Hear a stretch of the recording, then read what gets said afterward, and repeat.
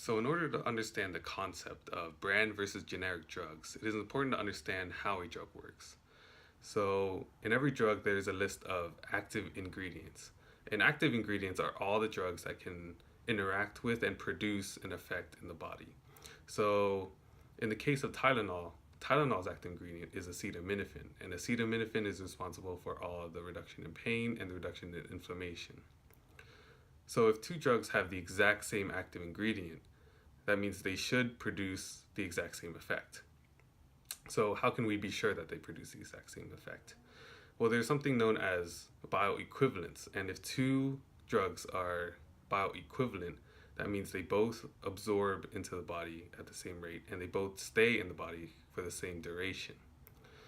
So in order to be branded as a generic of, let's say, brand drug X, the generic has to both prove that it has the exact same active ingredient as well as demonstrating bioequivalence between it and the brand name drug.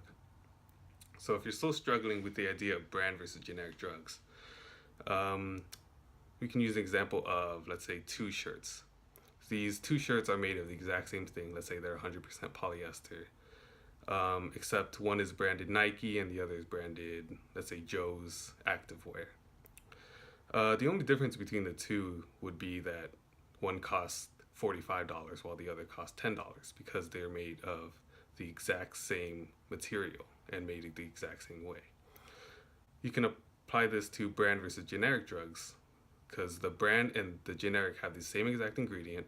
They have the same they're both bioequivalent, except the brand name drug just costs a lot more than the generic drug.